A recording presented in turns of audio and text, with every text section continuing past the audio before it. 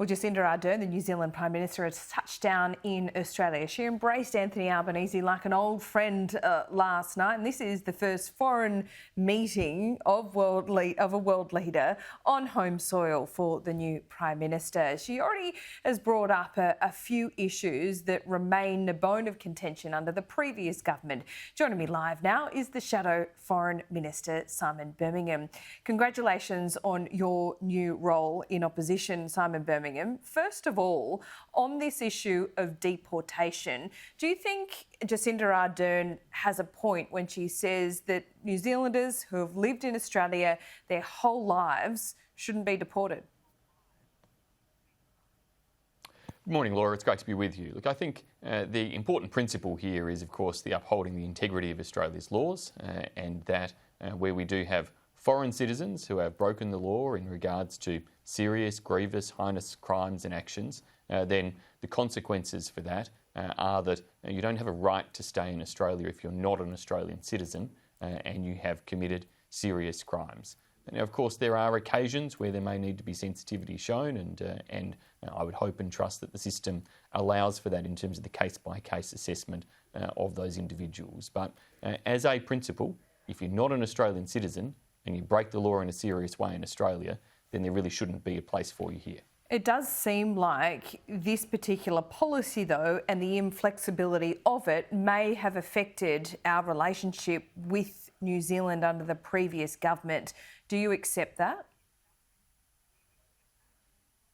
I think certainly we've heard the concerns from New Zealand, but I don't think it's affected our cooperation in a whole range of ways where Australia and New Zealand are very, very close partners, and it's a partnership that transcends politics, regardless of who's in office on either side of the ditch in that regard. We all get along very well, and importantly, we pursue cooperation not just in a bilateral environment, but crucially, and what is very, very important there is how we work together within our region and within the rest of the world, and that importance of our work together within this region, across the Pacific, but also across Southeast Asia, and in the stance we take towards some of the threats and challenges in our region is critically important, and we need to make sure that we work as hard as possible to keep New Zealand working closely with us and with other partners of similar values in that regard. Have they worked closely enough? Because China will be on the agenda today. Does your side of politics still see New Zealand and Jacinda Ardern as too soft on China? I wouldn't use that sort of language because I want to make sure that we are working in a cooperative way with nations like New Zealand. We do need to be firm where required, and that requires us to take strong stances, which I know New Zealand have joined on a number of occasions in relation to certain areas of China's actions. On other occasions, perhaps they haven't. I would hope that when it comes to things such as the trade sanctions that have been applied against Australia, and we saw from Jacinda Ardern's recent visit to Washington some threats and statements come out of China that suggested similar actions could be imposed on New Zealand in different ways by China. That would be of deep concern to Australia, and I trust New Zealand shares the concerns in a mutual way about the way China has treated Australia on such trade sanctions. Let me ask you about submarines. We saw an intervention yesterday by Peter Dutton about the timeline of nuclear submarines and when we could get that kind of capability here.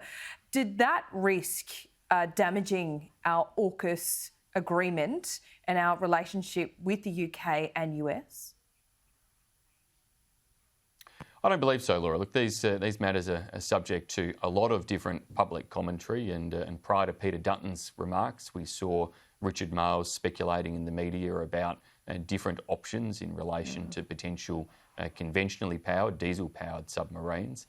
I think it's important that we can have proper discussion in Australia, but also that we keep the focus on the capability that Australia needs. And we need capability in two different ways. We need the best possible defence capability for our ADF, and that means getting nuclear-powered submarines and doing that as quickly as is feasible.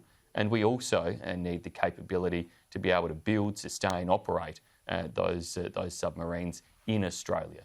And so what Peter Dutton was highlighting is that there is a way to achieve both of those aims, potentially, and that is by looking, as has been talked about prior to his remarks the other day, there is a way of trying to get those nuclear-powered submarines earlier through lease agreements, through purchase agreements, through shared operational arrangements. These are things that have been widely speculated since AUKUS was announced, but the potential to lock that in whilst not compromising establishing the build capability and the sustainment capability that's so necessary for the long term as well. So Richard Marles has said not to expect nuclear capability and nuclear submarines until well beyond, I think it was 2040. Is that more realistic, or do you think he's managing expectations? I would hope that Richard Marles pursues all potential avenues and opportunities to have the capability and to establish the capacity with the Australian Defence Force to operate nuclear-powered submarines far sooner than that.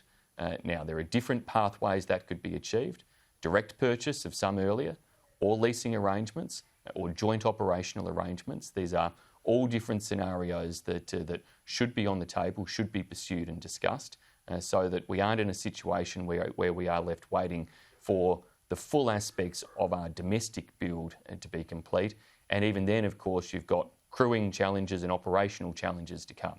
So if we can manage to pursue the domestic build as fast as is possible, but at the same time acquire access to boats sooner and therefore train crews, understand operational arrangements, build sustainment capabilities, that enables us to be far more effective, far faster in getting the submarines, but also establishing that domestic sustainment and build capability too. OK. We've just seen another asylum seeker vessel arrive intercepted by Operation Sovereign Borders, and it was a take-back operation. This is a second since election day. These are the first boats we've seen in years. Why do you think that is? Well, they are the first boats in years. Now, I'm sure that the confused language and positions from Anthony Albanese during the election campaign didn't help in terms of the messaging to people smugglers or others that there was a consistency of policy in Australia. The test now is on the new government to make sure they demonstrate a consistency of policy. Having got the language stumbled and fumbled around during the election campaign, they need to get the actions right in government. And those actions require them to be very firm and clear here, because the last thing any of us would want to see is the human tragedy, the death toll that comes from the evil people smuggling trade and the ultimate loss of life at sea that would ensue. Simon Birmingham, thanks so much for your time. We'll see you soon. Thanks, Laura. My pleasure.